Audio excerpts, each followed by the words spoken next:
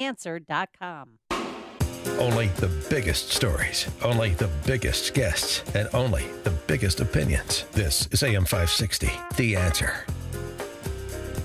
Top of the morning, Dan and Amy. Both sides do it, and it's super annoying. Criminal justice reform, criminal justice reform. You just repeat it enough times like Dorothy, and it happens. And what are the implications? What reform and what do you expect will come of the proposed reform over what time horizon so we can have an intelligent conversation? Are there ways to attach method and meaning to the sentiment that are in practice around the country that could be scaled? Well, let's talk a little bit about that. We've had him on the show before, and because this is one of those issues that has created, has generated some bipartisan support and thus some profile, I want to discuss this in detail on the substance. Pleased to be joined again by Jon Ponder, the founder and CEO of Hope for Prisoners. John, thanks for joining us. Appreciate it. Dan, it's an honor to be here. Good morning. Good morning. And so one of the things that's frustrating to me is under the heading criminal justice reform, what we mostly hear politicians talk about is decriminalizing this or that, reducing sentences for this or that, providing alternative sentencing for this or that. And that's all well and good so long as this is a path towards reducing recidivism. And so I wanted to give you an opportunity to sort of profile your rather unique approach to dealing with ex-con population and finding some success in reducing recidivism, and compare that to what you're hearing from a lot in politics. Right. Yeah. So the first of all, it's very exciting and very encouraging, the conversations that are being taken place where it relates to criminal justice reform and the resentencing, taking a look at the disparities in sentencing, but more importantly, the work that's being done to prepare men and women who are returning from the criminal justice system, with the work that's being done inside prisons, and more importantly, things that the stuff that's taking place on the outside to help them not go back to the prison system, to help them to gain sustainable wage employment, and then again, just a mechanism to be with them over the next 18 months to help them to successfully navigate the challenges they're going to be facing during that reintegration process. Now, lawmakers in California are considering a bill that would allow convicted felons the right to vote. How do you feel about that? And serve on juries. Right. So I think that it's a great thing. Again, in order for someone to successfully reintegrate into the community and become part of the community, they paid their penance. For them to be able to reestablish their rights to vote, I think that it's a given, that should be done. I do think, however, that we need to be very cautious in moving forward as to when those rights are restored. And again, I'm not sure exactly what time that should be, but my concern is with men and women who are in prison, and they've done 10, 15 years in prison, and for them to come home during an election and and cast a vote. Are they casting the vote intelligently based off of research that they have done on a particular candidate, or would they be voting for who it is that they're told to be voting for? Mm-hmm. Yeah. Well, you mean like the otherwise law-abiding Chicago population? That happens to non-convicted felons as well. But your point is a good one.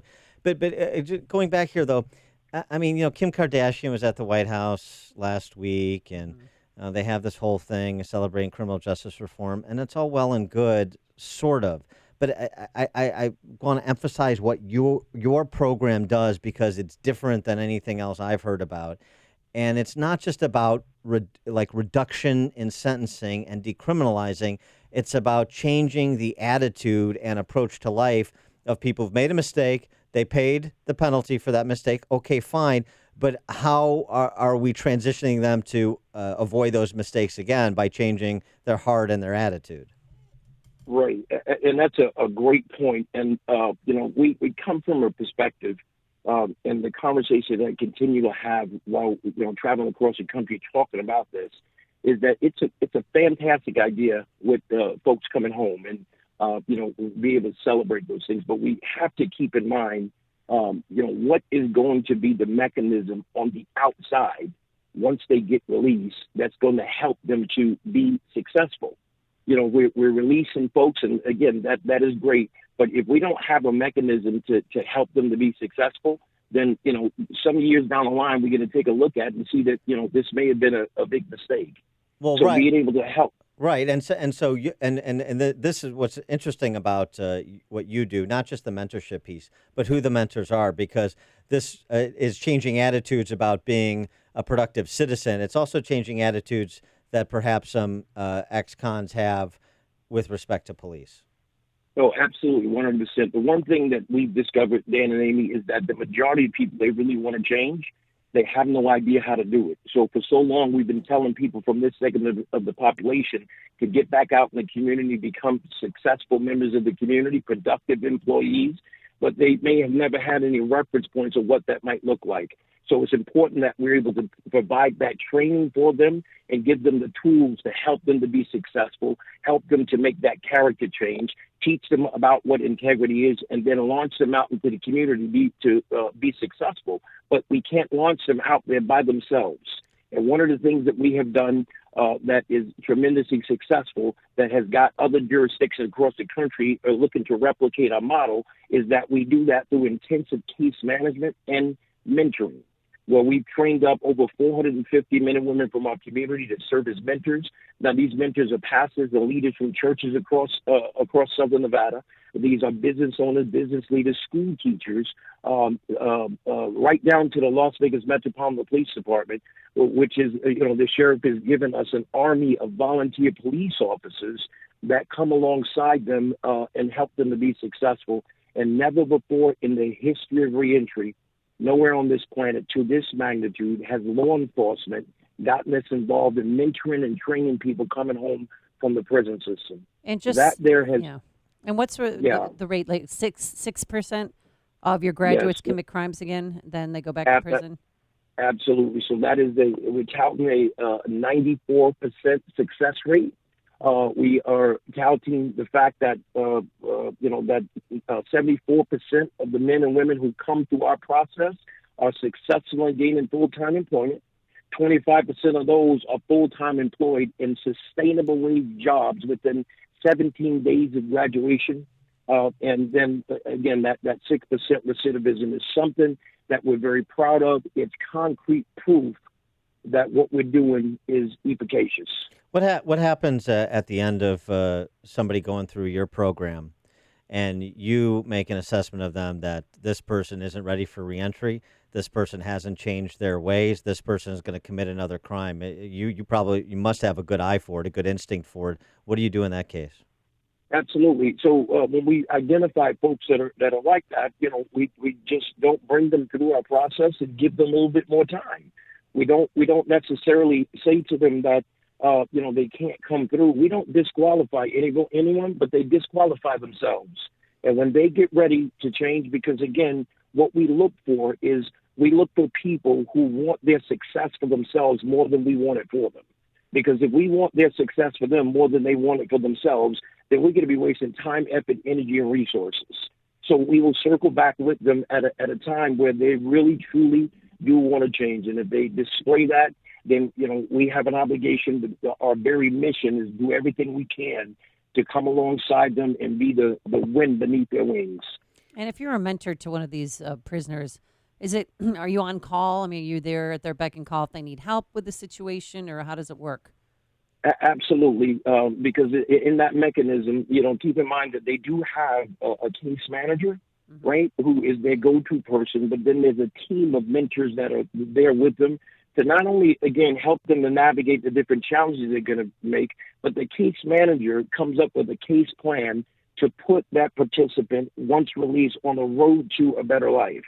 And on that road to a better life, there are certain goals and there are certain calls to action that we're requiring of them, and the mentor comes alongside and help them to hit those specific goals on that journey.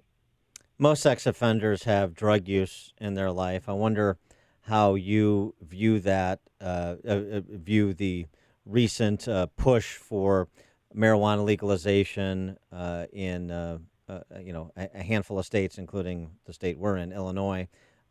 How you view that in terms of impacting the lives of people that are ex-offenders attempting to turn their lives around and stop the lifestyle they've become accustomed to. Sure. The vast majority of folks, statistics show that the vast majority of folks that are incarcerated in our prison systems, drugs and or alcohol, had something to do with the instant offense, which is the reason why they have gone to prison.